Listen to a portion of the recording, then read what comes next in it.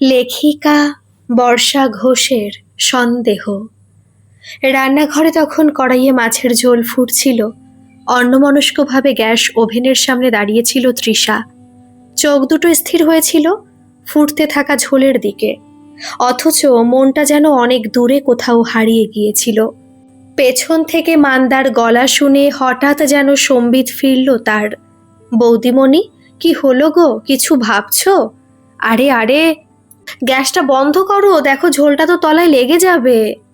চমকে উঠে তৃষা তড়িঘড়ি করে গ্যাসের ওভেনটা বন্ধ করে দিল।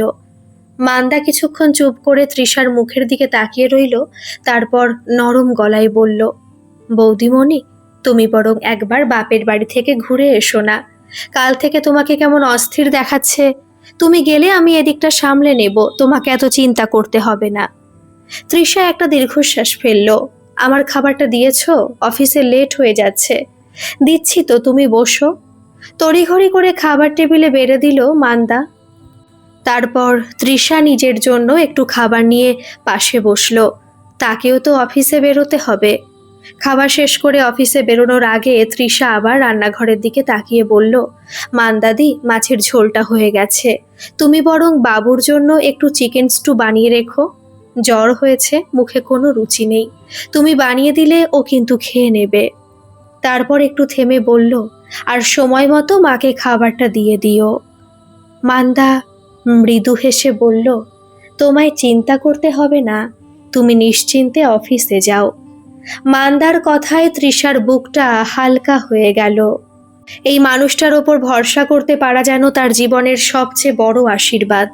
কিন্তু এই মান্দাই যে একদিন তার জীবনের ঈশ্বরের পাঠানো দূতের মতো এসে দাঁড়িয়েছিল, সে কথা আজও তৃষা ভুলতে পারেনি। বিয়ের আগে তৃষার জীবন ছিল একেবারেই অন্যরকম। পোস্ট অফিসে চাকরির ইন্টারভিউ দিতে গিয়েই সুনির্মলের সঙ্গে তার পরিচয়।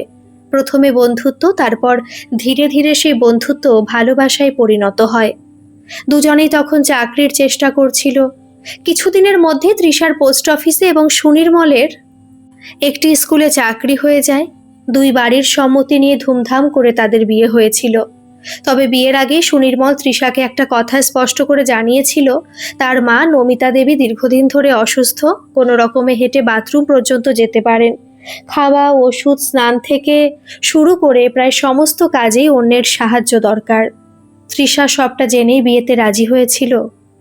সে ভেবেছিল দুজনেই চাকরি করে, সংসারের কাজ দুজনে ভাগ করে নেবে, আর শাশুড়ির দেখাশোনার জন্য একজন মানুষ তো থাকবেই। বিয়ের পর প্রথম 3 মাস সত্যি কোনো সমস্যা হয়নি। সুনির্মল একজন মহিলাকে বাড়িতে রেখেছিল। তিনি রান্না বান্না করতেন, নমিতা দেবীর দেখাশোনা করতেন এবং বাড়ির টুকিটাকি কাজ সামলে দিতেন। কিন্তু 3 মাস পর হঠাৎ তার দেশের বাড়িতে গুরুতর সমস্যা দেখা দিল। বাধ্য হয়ে সে হেল্পিং হ্যান্ড মেয়েটি কাজ ছেড়ে চলে যেতে হলো। সেই দিন থেকেই যেন তৃষার জীবনের আসল লড়াই শুরু হলো। একদিকে সকালে রান্না করে বিকেল পর্যন্ত অফিস, অন্যদিকে বাড়ি ফিরে রান্না, ঘর পরিষ্কার, কাপড় ধোয়া, শাশুড়ির খাওয়ানো, ওষুধ দেওয়া, সবকিছুই তার উপর এসে পড়ল। এর মধ্যেই একদিন তৃষা জানতে পারল সে মা হতে চলেছে। খবরটা শুনে তার চোখে জল এসেছিল, আনন্দের জল, আবার ভয়েরও। কারণ সে জানতো সামনে তার দায়িত্ব আরও বাড়তে চলেছে। ছোটবেলাতেই তৃষা তার মাকে হারিয়েছিল। বাপের বাড়িতে বলতে একমাত্র বাবা। বাবাও বয়সের ভারে অনেকটাই দুর্বল। তাই নিজের কষ্টের কথা কাউকে বলার মতো মানুষ ছিল না তৃষার। প্রতিদিন একটু একটু করে মানসিকভাবে ভেঙে পড়ছিল সে। ঠিক তখনই তার জীবনে এলো মান্দা। সেদিনও প্রতিদিনের মতো তৃষা মাছ কিনতে বাজারে গিয়েছিল। যে মহিলার কাছ থেকে সে প্রায় মাছ কিনত, সেই মহিলাকে 2 দিন ধরে দেখতে পাচ্ছিল না। তৃষার অদ্ভুত লাগছিল। মেয়েটি খুব ভালো ব্যবহার করত। তৃষা গেলেই হাসি মুখে মাছ এগিয়ে দিত। তাই হঠাৎ 2 দিন তাকে না দেখে তৃষার মনে প্রশ্ন জেগেছিল। তৃতীয় দিন বাজারে গিয়ে তৃষা দেখল মান্দা আবার বসেছে।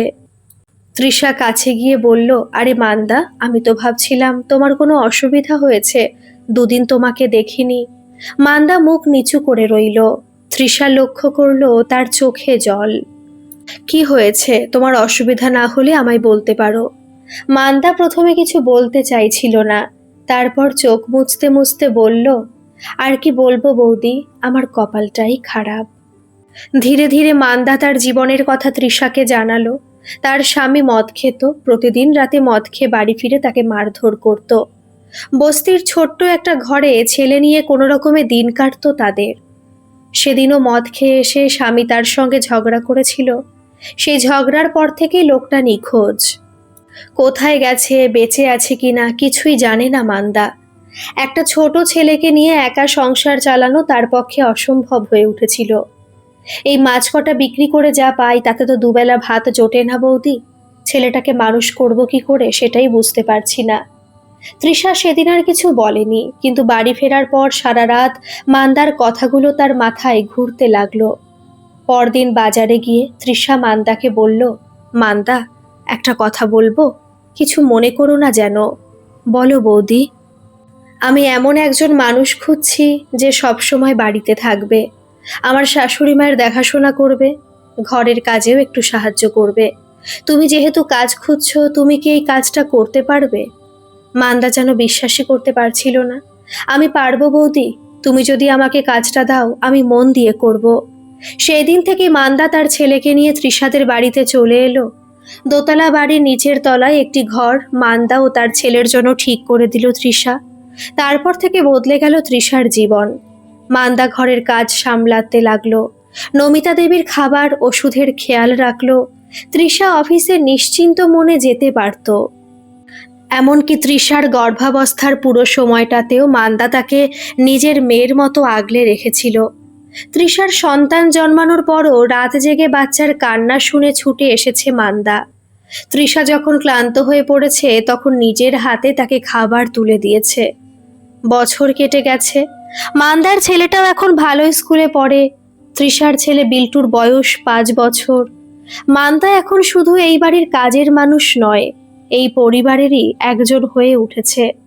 তৃষার কাছে সে যেন সত্যি ঈশ্বরের পাঠানো একজন মানুষ। কিন্তু গত কয়েকদিন ধরে তৃষার মন ভালো নেই। তার বাবা অসুস্থ, বারবার ফোন করে খবর নিচ্ছে। বাবার কাছে যেতে চায় সে, অথচ সুনির্মল যেন কোনো কথাই শুনতে চাইছে না। সুনির্মল বরাবরই একটু রাগী মেজাজের, সামান্য কথাতেও অশান্তি করে ফেলে। সেদিন রাতে তৃষা সাহস করে বলেছিল, বাবা খুব অসুস্থ, আমি একবার বাপের বাড়ি যেতে চাই। সুনির্মল সঙ্গে সঙ্গে বলে উঠেছিল, এখন যাওয়ার সময় নেই, আমার স্কুলে কাজের চাপ, তুমি গিয়ে কয়েকদিন থাকলে বাড়িটাকে সামলাবে। তৃষা অবাক হয়ে তাকিয়েছিল। তোমার মায়ের প্রতি যদি তোমার দায়িত্ব থাকে, তাহলে আমার বাবার প্রতিও তো আমার দায়িত্ব আছে। তোমার বাবা মায়ের দায়িত্ব নিতে আমি তো তোমাকে বাধা দিচ্ছি না, কিন্তু সব কিছুর একটা সময় আছে। আমার বাবার অসুস্থ হওয়ারও কি একটা সময় বেছে নিতে হবে? কথাটা বলেই তৃষার চোখে জল চলে এসেছিল। সুনির্মল রাগে ঘর থেকে বেরিয়ে গিয়েছিল। সেই রাত থেকে তৃষার মনটা আরো ভারী হয়ে উঠল।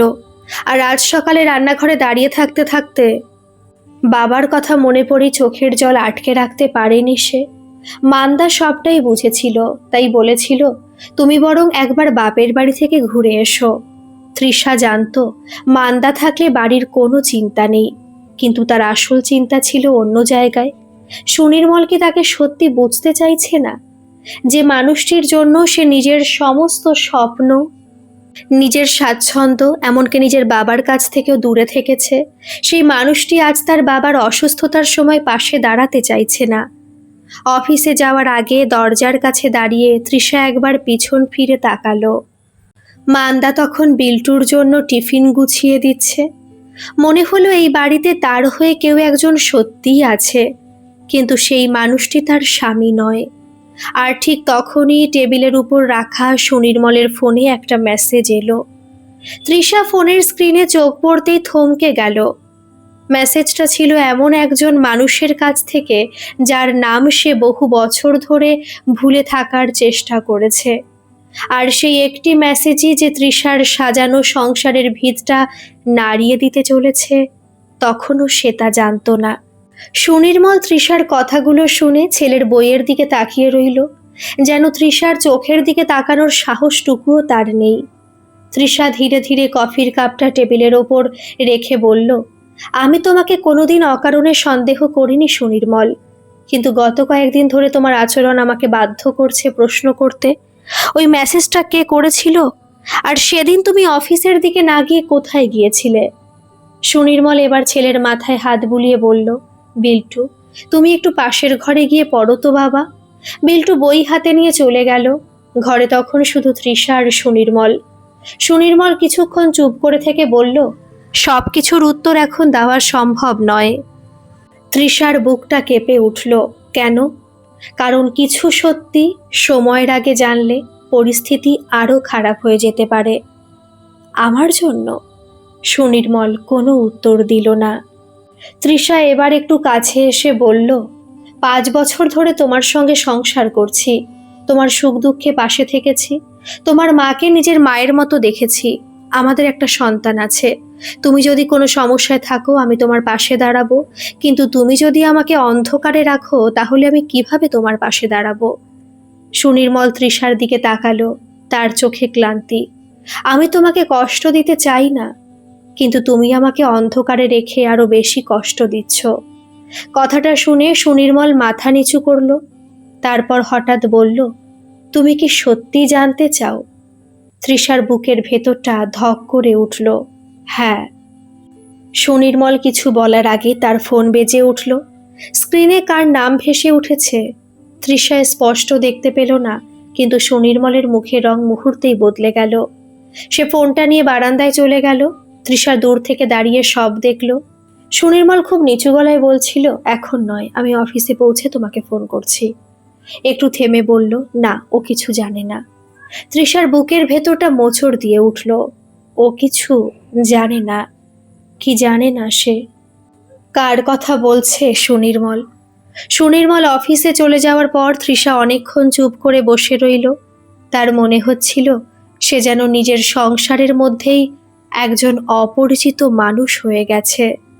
2 দিন আগের কথা। যেহেতু তৃষা সুনির্মলকে সন্দেহ করছিল, সেই কারণে তৃষা সুনির্মল অফিসে যাওয়ার পথে তার পিছু নিয়েছিল। সুনির্মল যখন ট্যাক্সি ধরল, তৃষাও অন্য একটি ট্যাক্সি ধরে সুনির্মলের পিছু নিল। কিছুটা এগোনোর পর তৃষা দেখল সুনির্মল তার অফিসের দিকে যাচ্ছে না, তাই তার সন্দেহ আরও বেড়ে গেল। মোটামুটি আধ ঘন্টা যাওয়ার পর একটা গলির রাস্তার সামনে ট্যাক্সিটা দাঁড়ালো। ট্যাক্সি থেকে নেমে সুনির্মল সে গলির রাস্তা ধরে যেতে শুরু করলো। তৃষা সেইটা দেখে তার পিছু নিল। কিছুক্ষণ পর দেখল একটা একতলা বাড়িতে সুনির্মল গিয়ে ঢুকলো। তৃষা দূর থেকে যেটুকু দেখতে পেয়েছে, একটি বাচ্চা মেয়ে রয়েছে বাড়িতে। একজন অবিবাহিতা মহিলা দরজা খুলল। যে বাড়িটায় সুনির্মল গিয়েছিল সেই দৃশ্যটা বারবার চোখের সামনে ভেসে উঠছিল। অসুস্থ মেয়েটি আর সুনির্মলের অস্বস্তিকর নীরবতা। মেয়েটি কি সুনির্মলের পরিচিত, নাকি আরও গভীর কোনো সম্পর্ক রয়েছে? তৃষা নিজেকে বারবার বোঝানোর চেষ্টা করছিল, হয়তো কোনো অসহায় মানুষকে সাহায্য করছে সুনির্মল, হয়তো মেয়েটি তার কোনো পুরনো পরিচিতের সন্তান, হয়তো কোনো পারিবারিক সমস্যায় পড়েছে। কিন্তু তাহলে এত গোপনীয়তা কেন? আর সেই মেসেজটাই বা কি? দুপুরের দিকে মান্দা রান্নাঘর থেকে এসে বলল, বৌদিমণি, তুমি আজ অফিসে যাওনি? না। শরীর খারাপ? তৃষা একটু হেসে বলল, না মান্দা, মনটা ভালো নেই। মান্দা কিছুক্ষণ চুপ করে থেকে বলল, সুনির্মল বাবুকে নিয়ে কিছু হয়েছে? তৃষা চমকে তাকালো। তুমি বুঝতে পারছো? মান্দা দীর্ঘশ্বাস ফেলল। সংসারে যারা প্রতিদিন মানুষের মুখ দেখে তাদের চোখ অনেক কিছু বুঝে যায় বৌদিমণি। তৃষা নিজেকে সামলাতে পারল না। মান্দা, তোমার কি মনে হয় সুনির্মল আমার কাছ থেকে কিছু লুকাচ্ছে? মান্দা কিছুক্ষণ চুপ করে রইল, তারপর বলল, আমার মনে হয় লুকাচ্ছে, কিন্তু কি লুকাচ্ছে সেটা আমি জানি না। তুমি কি কিছু দেখেছো? না। তবে একটা কথা বলি, তুমি তাড়াহুড়ো করে কোনো সিদ্ধান্ত নিও না। তৃষা মাথা নাড়ল। আমিও সেটাই চাই, সত্যিটা নিজের চোখে দেখতে চাই। সন্ধ্যার দিকে সুনির্মল বাড়ি ফিরল। আজ তার হাতে একটা খাম ছিল। ঘরে ঢুকেই সে খামটা আলমারির ভেতর রেখে দিল। তৃষা দূর থেকে সেটা লক্ষ্য করল, কিন্তু কিছু বলল না। রাতে সবাই ঘুমিয়ে পড়ার পর তৃষার চোখে ঘুম এলো না। সুনির্মল পাশ ফিরে শুয়ে আছে, তার ফোনটা বালিশের পাশে। হঠাৎ ফোনে মেসেজ এলো। সুনির্মল ঘুমের মধ্যে হাত বাড়িয়ে ফোনটা নিল। তৃষা চোখ বন্ধ করে রইল। কিছুক্ষণ পর সুনির্মল উঠে বারান্দায় চলে গেল। তৃষা এবার ধীরে ধীরে উঠে বসল। তার মনে হচ্ছিল আজ কিছু একটা ঘটবেই। কিছুক্ষণ পর সুনির্মল ঘরে ফিরে এসে আলমারি খুলল, খামটা বের করল। তৃষা চোখের কোণ দিয়ে তাকিয়ে দেখল সুনির্মল খামের ভেতর থেকে একটা কাগজ বের করেছে। কাগজটা পড়তে পড়তে তার চোখে জল এসে গেল। তারপর খুব আস্তে করে বলল, আর কতদিন? তৃষার বুক কেঁপে উঠল। সুনির্মল কাগজটা আবার খামে ঢুকিয়ে রাখল, কিন্তু আলমারি বন্ধ করার সময় একটি ছোট কাগজ মেঝেতে পড়ে গেল। সুনির্মল সেটা খেয়াল করল না। সে বিছানায় ফিরে এসে শুয়ে পড়ল। তৃষা কিছুক্ষণ অপেক্ষা করে ধীরে ধীরে বিছানা থেকে নামল। মেঝে থেকে কাগজটা তুলে নিল। অন্ধকারে মোবাইলের আলো জ্বালিয়ে কাগজটার দিকে তাকাতে তার চোখ স্থির হয়ে গেল। কাগজে লেখা, রোগীর চিকিৎসার জন্য অভিভাবকের সম্মতি প্রয়োজন। নিচে একটা নাম। তৃষা নামটা পড়ে আরো অবাক হয়ে গেল। এটা সেই অসুস্থ মেয়েটির নাম, কিন্তু সুনির্মল কেন তার চিকিৎসার অভিভাবক? তৃষার হাত কাঁপতে লাগলো। ঠিক তখনই পিছন থেকে সুনির্মলের গলা, তুমি আমার আলমারি খুলেছিলে? তৃষা ঘুরে দাঁড়ালো। সুনির্মল দরজার কাছে দাঁড়িয়ে, তার চোখে এবার রাগের সঙ্গে ভয়ও স্পষ্ট। তৃষা কাগজটা শক্ত করে ধরে বলল, এটা কি? সুনির্মল কিছু বলল না। ওই মেয়েটা কে? নীরবতা। কেন তুমি তার চিকিৎসার দায়িত্ব নিয়েছ? সুনির্মল এবার চোখ বন্ধ করল। তারপর ধীরে ধীরে বলল, তৃষা, তুমি যা ভাবছ সেটা নয়। তৃষার চোখ দিয়ে জল পড়তে শুরু করলো। তাহলে কি? সুনির্মল উত্তর দেওয়ার আগেই বাইরে থেকে মান্দার গলা শোনা গেল, বৌদিমণি, কিছু সমস্যা হয়েছে? নিচ থেকে আপনাদের গলা পেলাম। তৃষা বলল, না মান্দাদি, কোনো সমস্যা হয়নি। মান্দা চলে যাবার পর সুনির্মল তৃষাকে বলল, ঘুমিয়ে পড়ো। আর এসব বিষয় নিয়ে বেশি ভাবনা চিন্তা করার কোনো দরকার নেই। তৃষা বলল, তুমি আমার কাছ থেকে পুরো ব্যাপারটাই লুকিয়ে যাচ্ছ, আর আমাকে বলছো চিন্তা করার দরকার নেই। সুনির্মল কোনো কিছু না বলে ব্যালকনিতে গিয়ে চুপচাপ দাঁড়িয়ে রইল। সুনির্মলের জীবনে 5 বছর আগের সেই ঘটনাটা কি, যার ছায়া আজও তার সংসারের ওপর পড়ে আছে? আর সে অসুস্থ মেয়েটিই বা কে? সুনির্মলের মুখের দিকে তাকিয়ে তৃষা কিছুক্ষণ নিশ্চুপ হয়ে রইল। তারপর ধীরে ধীরে বলল, 5 বছর আগে কি হয়েছিল সুনির্মল? আজ আমাকে সব জানতে হবে। সুনির্মল চুপ করে দাঁড়িয়ে রইল। মান্দাও দরজার কাছে দাঁড়িয়েছিল। পরিস্থিতি বুঝে সে ধীরে ধীরে সরে যেতে চাইলে তৃষা বলল, মান্দাদি, তুমি থেকো, আজ আর কিছু লুকোনোর দরকার নেই। সুনির্মল একটা দীর্ঘশ্বাস ফেলে বিছানায় বসে পড়ল। তৃষা, তুমি যেটা ভাবছো সেটা সত্যি নয়। তৃষার চোখে জল। তাহলে এতদিন আমাকে সত্যিটা বলনি কেন? কারণ আমি ভয় পেয়েছিলাম। কিসের ভয়? সুনির্মল কিছুক্ষণ মাথা নিচু করে রইল, তারপর বলল, তোমাকে হারানোর ভয়। তৃষা অবাক হয়ে তাকালো। সুনির্মল ধীরে ধীরে বলতে শুরু করলো, আমাদের বিয়ের কয়েক মাস আগে আমি একটা দুর্ঘটনা ঘটতে দেখেছিলাম। রাস্তার পাশে একটা গাড়ি উল্টে গিয়েছিল। গাড়ির ভেতরে ছিল একজন মহিলা আর তার ছোট মেয়ে। মহিলাটি ঘটনাস্থলেই মারা যায়, মেয়েটা গুরুতর আহত হয়েছিল। তৃষার বুকটা কেঁপে উঠল। তারপর মেয়েটার কোনো আত্মীয় ছিল না। হাসপাতালে ওর চিকিৎসার জন্য একজন অভিভাবকের প্রয়োজন ছিল। তখন আমি নিজে বাবার পরিচয় দিয়ে ওর দায়িত্ব নিই। তৃষায় স্তব্ধ হয়ে শুনছিল। কিন্তু তুমি আমাকে কিছু বলনি কেন? তখন তোমার সঙ্গে আমার বিয়ের কথা চলছিল। তুমি যদি জানতে যে আমি প্রতি মাসে একটা অচেনা মেয়ের চিকিৎসার খরচ দিই, ওর দায়িত্ব নিই, তাহলে তুমি কি ভাববে জানতাম না, তাই তোমাকে কিছু জানাইনি। তৃষা ধীরে ধীরে বলল, সেই মেয়েটি কি ওই বাড়িতে থাকে? হ্যাঁ। আর তার মা? সুনির্মল মাথা নাড়ল।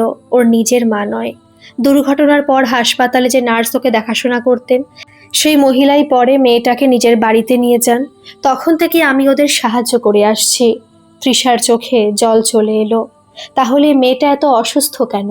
সুনির্মল কাঁপা গলায় বলল, দুর্ঘটনার পর ওর শরীরে অনেক সমস্যা তৈরি হয়েছিল। এখন আবার একটা বড় অস্ত্রোপচার দরকার। সেই কারণেই আমি এতদিন ধরে টাকা জোগাড় করছি। তৃষা কিছুক্ষণ চুপ করে রইল। তারপর বলল, কিন্তু মেসেজে লেখা ছিল এতদিন যা লুকিয়েছ এবার সব কিছু জানানো দরকার। আর আজ আবার বলা হলো 5 বছর আগের কথা সামনে প্রকাশ করে দেব। সেটা কি? সুনির্মল এবার চোখ মুছল। কারণ ওই দুর্ঘটনাটা শুধু একটা দুর্ঘটনা ছিল না। তৃষা থমকে গেল। মানে, যে গাড়িটা দুর্ঘটনার শিকার হয়েছিল সেটা আমার গাড়ি ছিল। ঘরে যেন হঠাৎ নিস্তব্ধতা নেমে এলো। তৃষা অবিশ্বাসের চোখে তাকিয়ে বলল, তোমার গাড়ি? হ্যাঁ, সেদিন আমি গাড়ি চালাচ্ছিলাম, ব্রেক ফেল করেছিল, আমি প্রাণে বেঁচে যাই। কিন্তু যেই গাড়ির সঙ্গে ধাক্কা লাগে সেই গাড়িতেই মহিলা এবং তার মেয়ে ছিল। পুলিশ তদন্ত করেছিল, গাড়ির ব্রেকের সমস্যা প্রমাণিত হয়েছিল, আমার বিরুদ্ধে কোনো অভিযোগও প্রমাণিত হয়নি।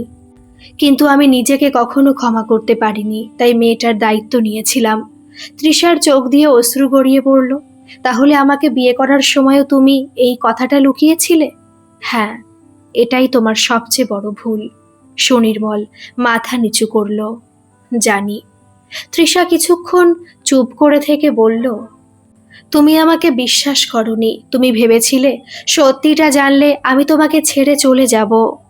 সুনির্মল কোনো উত্তর দিল না। তৃষা এবার ধীরে ধীরে বলল, কিন্তু তুমি জানো না, মিথ্যে না বলে অনেক কিছু লুকিয়ে রাখা যায়, আর সে লুকিয়ে রাখাটাই একজন মানুষকে সবচেয়ে বেশি কষ্ট দেয়। মান্দার চোখেও জল এসে গিয়েছিল। সে বলল, বৌদিমণি, সুনির্মল বাবু ভুল করেছে, কিন্তু ও যে মেয়েটার দায়িত্ব নিয়েছে সেটা খারাপ কাজ নয়। তৃষা মান্দার দিকে তাকিয়ে মৃদু মাথা নাড়ল। আমি জানি মান্দা। তারপর সুনির্মলের দিকে তাকিয়ে বলল, আমি তোমার উপর রাগ করেছি, সন্দেহ করেছি, ভেবেছি হয়তো অন্য কোনো সম্পর্ক আছে, কিন্তু এখন বুঝতে পারছি সত্যিটা অন্যরকম। সুনির্মল চোখ তুলে তাকালো। তুমি কি আমাকে ক্ষমা করতে পারবে? তৃষা সঙ্গে সঙ্গে উত্তর দিল না। কিছুক্ষণ পর বলল, ক্ষমা করা এত সহজ নয়, তবে তোমার সঙ্গে এই সমস্যার মোকাবিলা করতে আমি পাশে থাকব, কারণ ওই মেয়েটার তো কোনো দোষ নেই। সুনির্মলের চোখ ভিজে গেল। তৃষা তৃষা হাত তুলে তাকে থামিয়ে দিল। একটা শর্ত আছে। কি? আজ থেকে আমার কাছ থেকে কিছু লুকাবে না। যত কঠিন সত্যি হোক আমাকে বলবে। সুনির্মল মাথা নাড়ল। কথা দিচ্ছি। পরদিন তৃষা নিজেই সুনির্মলের সঙ্গে সেই পুরনো বাড়িতে গেল। দরজা খুললেন সেই মহিলা। তৃষাকে দেখে তিনি প্রথমে অপ্রস্তুত হয়ে গেলেন। আপনি? তৃষা শান্ত গলায় বলল, আমি তৃষা, সুনির্মলের স্ত্রী। ঘরের ভেতরে গিয়ে দেখল বিছানায় মেয়েটি শুয়ে আছে, মুখটা খুব ফ্যাকাশে। তৃষা তার পাশে গিয়ে বসল। মেয়েটি দুর্বল চোখে তাকালো। আপনি কে? তৃষা মৃদু হেসে বলল, আমি সুনির্মলের স্ত্রী। মেয়েটির চোখে জল এসে গেল। উনি খুব ভালো মানুষ, আমার জন্য এত কিছু করেছেন। তৃষা তার হাতটা ধরে বলল, এখন থেকে আমিও তোমার পাশে থাকব। মেয়েটি অবাক হয়ে তাকিয়ে রইল। সুনির্মল দরজার কাছে দাঁড়িয়ে সব দেখছিল। তার চোখে তখন স্বস্তির জল। কয়েক সপ্তাহ পর মেয়েটির অস্ত্রোপচার হলো। সুনির্মল তার সাধ্যমতো সব খরচ করল। তৃষাও নিজের সঞ্চয় থেকে সাহায্য করল। অস্ত্রোপচারের পর মেয়েটির অবস্থা ধীরে ধীরে ভালো হতে শুরু করলো। একদিন বাড়ি ফিরে তৃষা দেখল সুনির্মল বিল্টুকে পড়াচ্ছে। বিল্টু হঠাৎ বলল, বাবা, তুমি কি সত্যি ওই দিদিকে বাঁচিয়েছ? সুনির্মল একটু থেমে বলল, আমি শুধু চেষ্টা করেছি বাবা। তৃষা দূর থেকে শুনে মৃদু হাসল। তার মনে হলো সংসারে ভালোবাসা শুধু সুখের দিনে পাশে থাকার নাম নয়। কখনো কখনো প্রিয় মানুষটির ভুল, তার অতীত, তার অপরাধ বোধ সবকিছুর পাশে দাঁড়িয়ে সত্যিটাকে মেনে নেওয়াও ভালোবাসা। এরপর থেকে সেই মেয়েটি তৃষা এবং সুনির্মলের সঙ্গেই থাকতে শুরু করলো, এবং তৃষা বিল্টুকে পরিচয় করালো তার নিজের দিদি হিসাবে। একটা সময় যে বাড়িটাকে তৃষার কাছে শুধু দায়িত্বের বোঝা মনে হয়েছিল, সেই বাড়িটাই যেন আবার নতুন করে সংসার হয়ে উঠল। আর তৃষা বুঝল, কিছু সত্যি মানুষকে কাঁদায়, কিছু সত্যি মানুষকে ভেঙে দেয়, কিন্তু সেই সত্যিটা যদি ভালোবাসা আর বিশ্বাসের সঙ্গে গ্রহণ করা যায়, তাহলে ভাঙা সম্পর্ক আবার নতুন করে জোড়া লাগতে পারে। সুনির্মলের ফোনে আসা সে রহস্যময় মেসেজের উত্তর অবশেষে মিলেছিল, কিন্তু তার চেয়েও বড় উত্তর পেয়েছিল তৃষা নিজের মনে। সন্দেহ নয়, সম্পর্ক টিকিয়ে রাখে সত্যি কথার বিশ্বাস। আজকের এই গল্পটি আপনাদের কেমন লাগলো অবশ্যই কিন্তু কমেন্ট করে জানাবেন, আর ভালো লাগলে একটা সাবস্ক্রাইব করে আমার পাশে থাকবেন। ধন্যবাদ।